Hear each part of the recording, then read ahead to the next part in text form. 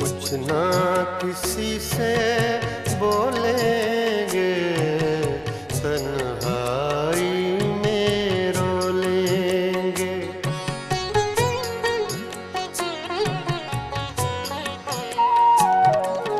कुछ ना किसी से बोलेंगे, तन्हाई में रो लेंगे।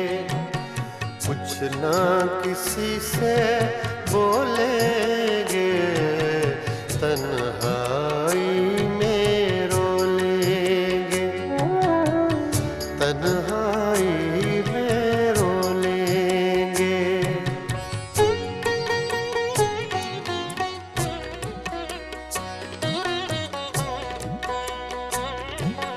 नींद तो क्या आएगी फराज, नींद तो क्या आएगी फराज।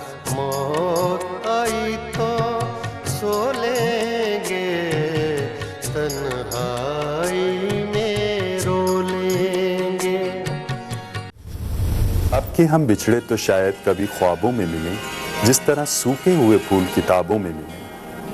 अहमद फराज हसास और इनकलाबी शायर, जिन्होंने 14 जनवरी 1931 को पाकिस्तान के शहर नौशेरा में जन्म लिया। बहुत कम लोग ये बात जानते हैं कि अहमद फराज का असल नाम सैयद अहमद शाह है। अहमद फराज के मुताबिक उन्होंने अपना पहला शेर नवी जमात में कहा। इस बारे में इन्होंने अपने एक इंटरव्यू में बताया कि इनके वालिद साहब इनके भाई महमूद के लिए कुछ कपड़े लाए और अहमद फराज के लिए गर्म कोट। अहमद फराज को ये कोट बिल्कुल कंबल जैसा लगा, जिस पर उन्होंने अपनी जिंदगी का ये पहला शेर कहा। सबके वास्ते लाए हैं कपड़े सेल से, लाए हैं मेरे लिए कैदी का कंबल जेल से। एडवर्ड कॉलेज पेशावर से इब्तदाई तालीम हासिल करने के बाद अहमद फराज ने पेशावर यूनिवर्सिटी से फारसी और उर्दू ज़बान में मास्टर्स भी किया।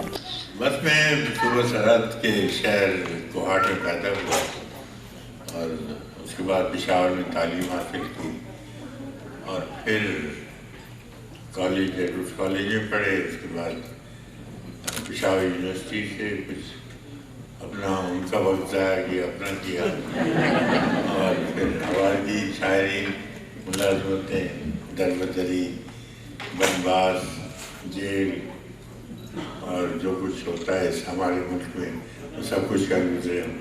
ये हमारे मुख्तसर सा ज़िंदगी का खाका है। फिर बाद में इसी यूनिवर्सिटी में इन्होंने इन मज़ामीन को पढ़ाया भी। अहमद फराज ने इब्तिदा में रेडियो पाकिस्तान पेशावर में बतौर स्क्रिप्ट राइटर्स के काम किया। इन्होंने एकेडमी ऑफ राइटर्स के डायरेक्टर जनरल के ओहदे पर भी जिम्मेदारियां अंजाम दी। अहमद फराज अपनी मुनफरिद व मुख्तलिफ इनकलाबी शायरी के बाइस दुनिया भर में बुलंद व बाला मकाम रखते हैं। इनका मवाजना शायर मशरिक इल्लामा इकबाल और फैज़ अहमद फैज़ से किया जाता रहा है। साबिक सदर ज़िया-उल हक़ के दौर इक़्तिदार में अहमद फराज अपनी इनकलाबी शायरी की बिना पर ताब का खास निशाना बने और मिलिट्री हुकूमत के दौर में ही इन्हें एक मुशायरे में हुकूमत मुखालिफ इशार कहने पर हिरासत में ले लिया गया। रिहाई पाने के बाद इन्होंने एहतजाजन बरतानिया, कनाडा और यूरोप में 6 बरस खुद साख्ता जिलावतनी भी इख्तियार की। ताहम 1988 में इनकी वतन वापसी मुमकिन हुई।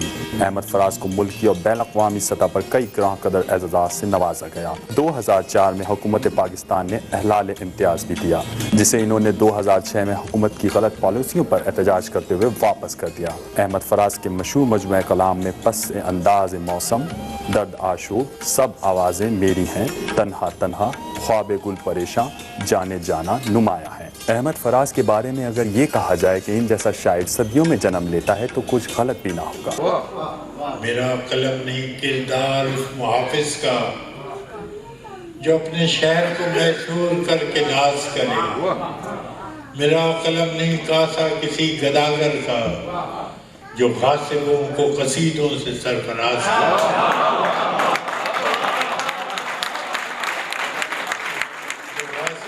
कसीदों से सरफराज करे। मेरा कलम नहीं औजार उस नकब जन का जो अपने घर की छत में शगाव डालता है।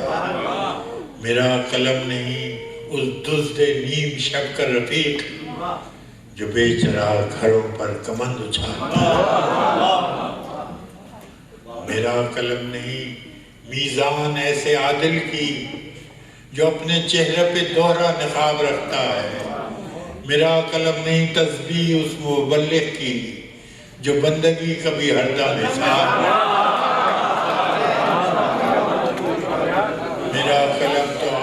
है मेरे लोगों की, मेरा कलम तो अदालत मेरे ज़मीर की है। मेरा कलम तो अदालत अमानत है मेरे लोगों की, मेरा कलम तो अदालत मेरे ज़मीर की है। इसीलिए तो जो लिखा तपा के जान से लिखा, जबी तो लोच कमा का जुबान तीर की है। मैं कट गिरूं कि सलामत रहूं, यकीन है मुझे कि ये हिसारे सितम कोई तो गिराएगा। तमाम उम्र की इज़ा नसीबियों की कसम, मेरे कलम का सफ़र लाएगा। फिर उस राह गुज़र पर शायद हम कभी मिल सके, मगर शायद